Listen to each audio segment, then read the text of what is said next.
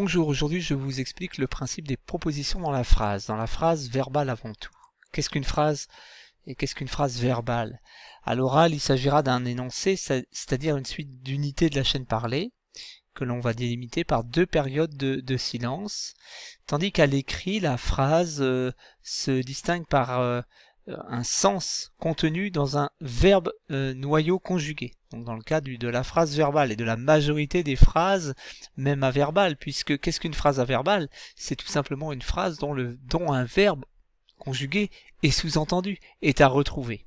Donc voilà la définition de la phrase, à l'oral et à l'écrit. À l'écrit, un peu plus de précision, cet énoncé va commencer par une majuscule et se terminer par une pause forte. Point, point de suspension, point d'interrogation et d'exclamation. Exemple, les vacances arrivent bientôt.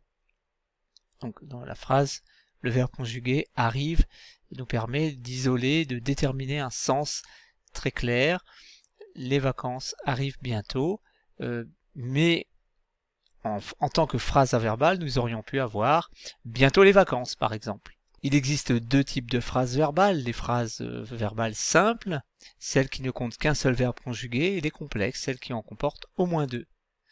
Donc, pour exemple, le loup dort, nous avons affaire à une phrase simple, un verbe conjugué, et parmi les phrases complexes, nous pouvons avoir deux premiers types de phrases complexes.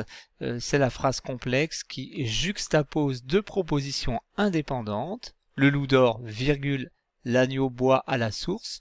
Ce sont deux mini-phrases qui sont juxtaposées, c'est-à-dire placées de part et d'autre d'une ponctuation. Une ponctuation légère. Et un autre exemple, c'est celui de la coordination. On coordonne, donc à l'aide d'une conjonction de coordination ou d'un adverbe de liaison, nous coordonnons les deux propositions indépendantes.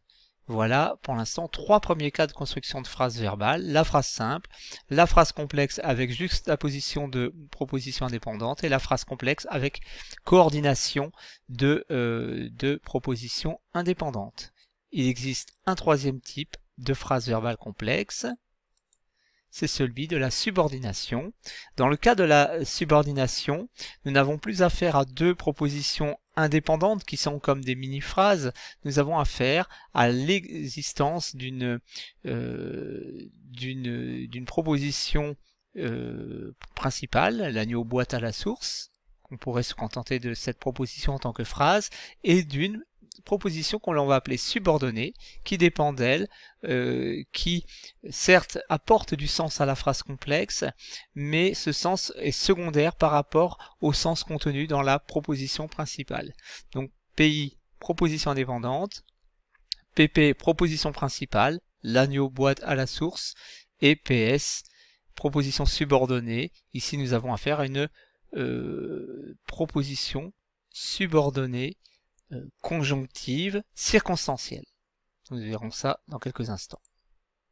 Donc ça s'appelle le rapport de subordination, tandis que le rapport d'indépendance, c'était le cas des deux premières propositions, les deux premiers rapports entre propositions indépendantes. Rapport d'indépendance, rapport de subordination, il n'y a rien d'autre quand nous analysons la phrase complexe. Alors un zoom maintenant sur les rapports de subordination, parce que c'est souvent là que réside la difficulté, l'erreur. J'ai choisi de classer ces différents rapports de subordination sous une forme d'arbre, et cet arbre suit le principe d'un classement selon la fonction qu'occupe le rôle que joue la proposition subordonnée dans la phrase. Alors à gauche, deux premières fonctions, un premier ensemble de fonctions, c'est le rôle de complément du nom de la proposition subordonnée. Alors, complément du nom, c'est inexact. Dans le premier cas, nous l'appellerons ainsi, proposition subordonnée conjonctive complément du nom. Exemple, l'idée que le loup se réveille fait peur à l'agneau. Que le loup se réveille, c'est une proposition subordonnée. Elle est bien conjonctive parce qu'elle commence par une conjonctif que, ce n'est pas le pronom relatif, hein, puisqu'on peut la remplacer par le fait que, ou l'idée ça serait mal dit, bien sûr, l'idée du fait que le loup se réveille, l'idée que, ici, le loup se réveille. Nous voyons bien que ce n'est pas que qui reprend l'idée, c'est bien que le loup se réveille qui est le complément du nom l'idée. L'idée du réveil du loup. Hein. Il faut procéder par remplacement du groupe. Et là, nous voyons bien qu'il s'agit d'une conjonctive. Elle a pour fonction complément du nom. Donc elle joue bien un rôle par rapport à un nom. Et l'autre est bien plus connue et bien plus fréquente, c'est la proposition subordonnée relative qui commence par le fameux pronom relatif qui, que, quoi, dont, où, lequel, laquelle, etc. Une proposition subordonnée relative, elle a pour fonction épithète d'un nom. C'est toujours par rapport à un nom. C'est pour ça que je les ai mises ensemble. C'est parce qu'elles ont une fonction nominale. Elles occupent une fonction nominale. La bergerie que le loup observe. La que reprend bien la bergerie et c'est tout. Et joue un rôle au sein de la proposition relative, ce qui n'était pas le cas ici. Le que est bien relatif. Il a une double fonction.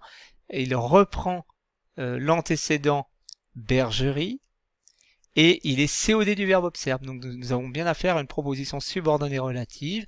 Et bien la fonction de la relative, c'est épithète du nom, bergerie, ou du pronom, cela peut bien sûr exister. Un deuxième ensemble de rapports de subordination, c'est celui de la fonction purement verbale. Hein. On se rapporte à un verbe de la proposition, au verbe de la proposition principale. Donc la fonction de la proposition subordonnée sera sujet, attribut, COD ou COI le plus souvent. Nous les appelons également les propositions subordonnées complétives parce qu'elles complètent le verbe. Elles sont des compléments essentiels au verbe du moins. Donc le premier cas, c'est celui de l'infinitive. L'infinitive, bon, pour bien repérer une proposition subordonnée infinitive, il faut savoir que son sujet doit être différent du sujet du verbe de la principale. L'agneau n'a pas vu, proposition principale, le loup arriver. Proposition subordonnée infinitive, le loup est bien le sujet d'arrivée et n'est pas le sujet de a vu. Donc nous avons affaire ici à une infinitive. On peut aisément la remplacer par la conjonctive équivalente. L'agneau n'a pas vu que le loup arriver. Et bien là voilà la conjonctive. La conjonctive, donc ici elle n'est plus comme dans le premier cas complément du nom. La conjonctive peut également remplir ce rôle de complétif, de compléter un verbe, et ce sera celui de la proposition principale. L'agneau n'a pas vu que le loup arriver. Voilà l'exemple. Troisième élément, troisième proposition subordonnée très proche de la précédente, c'est l'interrogative indirecte. Qu'est-ce qu'une interrogative indirecte? C'est une proposition subordonnée conjonctive complétive qui pose une question, tout simplement, qui dans le discours indirect, permet de poser une question sans avoir recours aux deux points, ouvrez les guillemets, et marque de ponctuation, marque de la question à l'oral, la question directe par le point d'interrogation. Ici, on n'a pas de point d'interrogation. L'agneau se demandait, proposition principale, si le loup allait arriver, proposition subordonnée, interrogative, indirecte.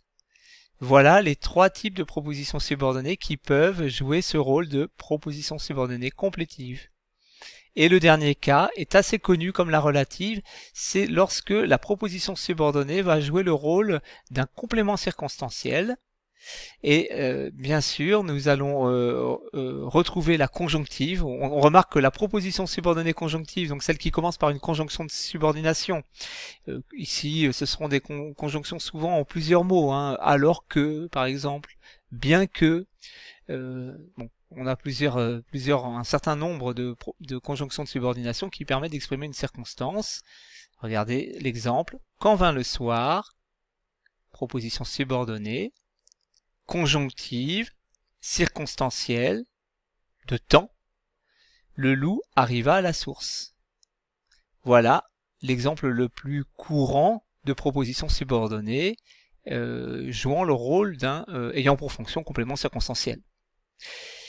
Il faut savoir que les propositions subordonnées participiales peuvent également jouer ce rôle. Alors qu'est-ce qu'une participiale? Même distinction que pour l'infinitive, il faut que son agent soit, son sujet si vous voulez, soit différent de celui de la proposition principale. Exemple, donc ça c'est un héritage du latin, de la fameuse proposition absolue à l'ablatif, et nous la retrouvons dans des phrases comme le soir venu, virgule, le soir sujet de venu dans cette proposition subordonnée participiale, le loup arriva à la source, proposition principale, le soir venu, complément circonstanciel de temps. On note que cette proposition subordonnée participiale est l'équivalente de quand vint le soir. Voilà pour les 7 cas de subordination. Il n'y en a pas d'autres à retenir, simplement bien le fait que une proposition subordonnée conjonctive, quand nous disons proposition subordonnée conjonctive, nous ne répondons qu'à une partie de la question, qu'à une partie de l'analyse. Nous n'avons pas précisé la fonction, car la fonction d'une conjonctive peut être au niveau du nom ou du pronom, au niveau du verbe de la principale, mais elle peut également se situer à l'échelle de la phrase et jouer ce rôle de complément circonstanciel. Voilà un type d'exercice que vous pouvez faire à la maison. Je me demande combien de trophées ce champion va remporter dans sa carrière. J'ai le sentiment qu'il sera élu entraîneur du siècle. Je ne savais pas que Socrate avait été contraint de se suicider. La cité exigea le suicide de Socrate après qu'il eut été jugé. Socrate jugé, Platon se mit à écrire les dialogues socratiques. As-tu vu seulement ce champion jouer une fois dans ta vie? Socrate n'a jamais prétendu qu'il détenait le savoir universel. Quoiqu'il ne l'ait point gagné, sa plus belle compétition fut assurément celle-là. Le dialogue de Platon auquel nous pensions n'est autre que le Phédon. Où sont les propositions subordonnées? Où les placer dans notre arbre? C'est ce que nous verrons la prochaine fois.